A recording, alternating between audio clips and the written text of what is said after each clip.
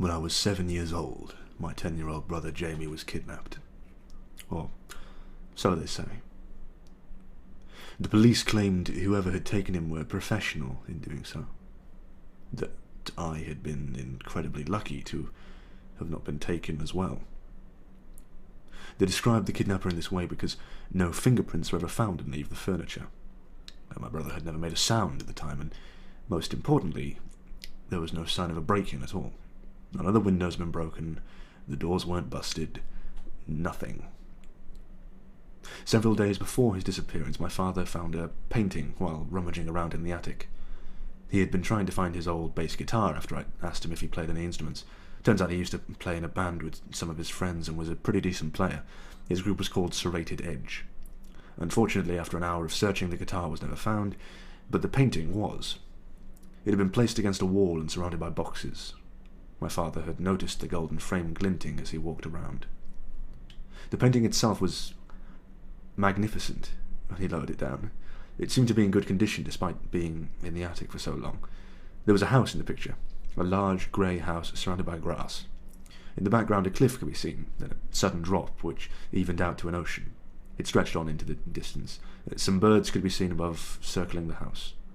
On the back were scrawled some words in red ink that read, Gadael ai ben ai hun. My mother recognised it as Welsh. We didn't know what it meant at the time. My brother and I weren't very ecstatic about having it as a new house decoration, but my father loved its simplicity. He decided to put it up our bedroom. That night we had dinner as usual, spaghetti, I believe. Then my brother and I went upstairs for bed.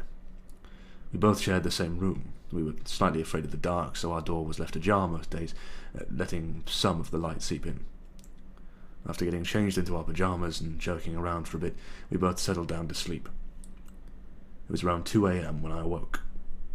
I realised I was hot and sweaty, so I pulled myself into a sitting position. Jamie was in his own bed to my left, sleeping soundly. My throat was parched, so I figured I'd get a drink of water. I pulled myself out of the bed sheets and left the room as quietly as possible, creaking the door open. Slowly, I crept down the hall, conscious that the floorboards creaked. The last thing I wanted to do was wake everyone up. I headed into the bathroom, and when I returned, I was refreshed and pulled myself back into bed.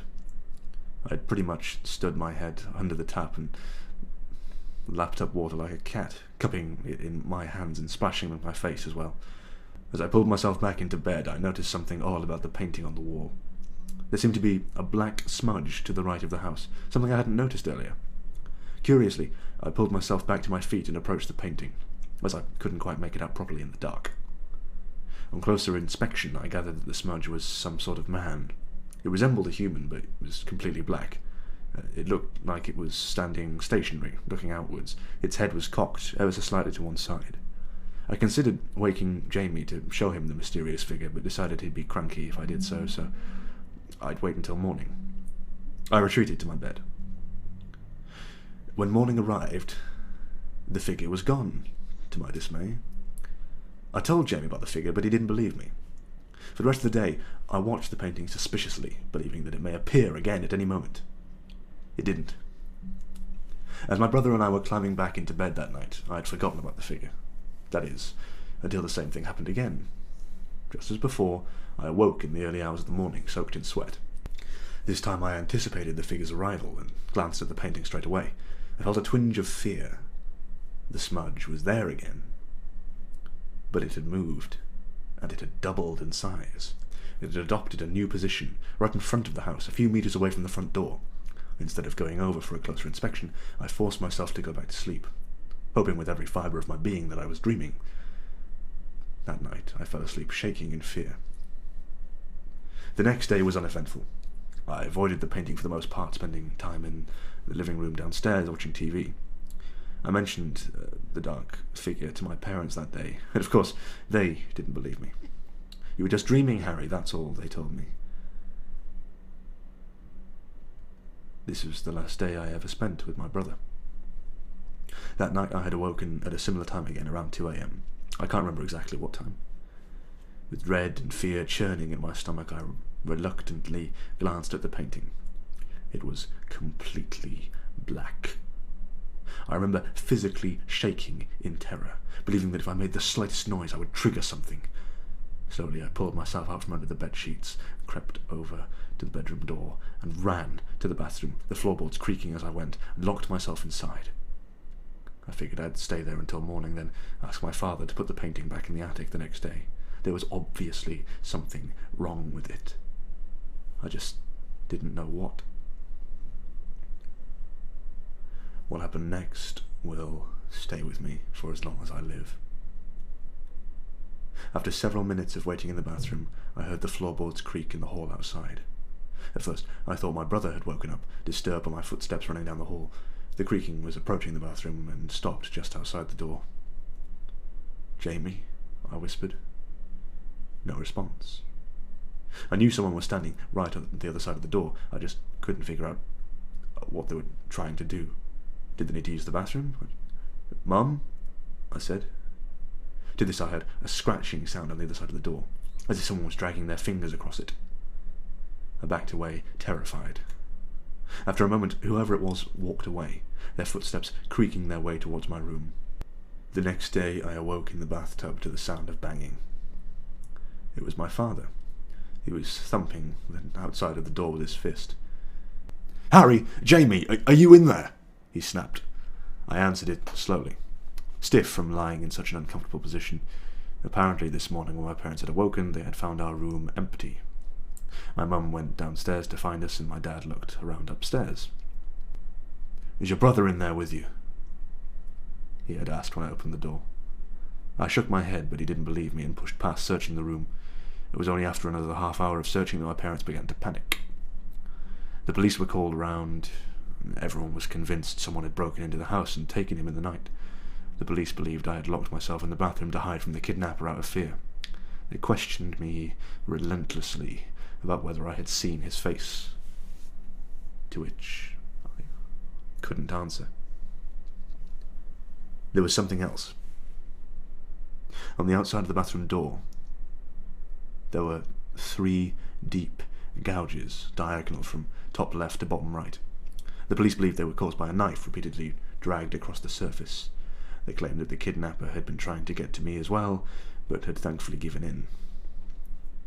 Our house was closed off for several days, and we were provided with a hotel while the police searched for fingerprints or signs of breaking and entering. As I said at the start, they found nothing. When we finally returned to our home, my parents were a teary mess. They moped around, slowly answering my questions with one-word answers. I knew anything I said about the painting at this point was useless. No one ever seems to listen to children in times of need. They continued to act like this for half a year. It was a horrible time. Returning to my bedroom after everything that's happened was horrible. I remember crying when I saw my brother's empty bed. His toys that were still scattered across the floor. Toys he may never be able to play with again. Before I turned to leave the room, I glanced at the painting one final time and noticed something peculiar. There was no dark figure, but there was something strange in one of the house windows. Curiously, I approached and looked closer. It was a face, a little boy, and from what I could tell, he looked the spitting image of my brother. His face was contorted into one of terror, and he had tears streaming down his face. His hands were both pressed up against the glass. Several months later, the police gave up on the search. His funeral was held on April the 12th, to this date the saddest day of my life. After that, all we could do was get on with our lives. I showed my parents the painting, but they shouted at me and stashed it back in the attic. They thought the boy had been in the painting all along, that I was simply imagining the resemblance. I'm 38 years old now, and have a place of my own. When I eventually left my old home, I made sure to take the painting with me. I'm the only one who truly knows what happened to my brother. The dark shape I saw all those years ago was some kind of entity, something evil that intended to trap us both in the painting for all eternity. It succeeded with my brother. But I had locked myself in the bathroom, so had been saved. I keep the painting in the attic now, in case one day I might be able to free him. I can't lose hope, like my parents did. After researching, I found out the words on the back of the painting, Gadeal I ben un I un, had been a warning. It translates to English as leave alone. Sometimes in the dead of night, I hear a thumping sound coming from up there, footsteps roaming around in the attic. I'll always shout my brother's name in hopes that he may have finally been let out. I never get a response.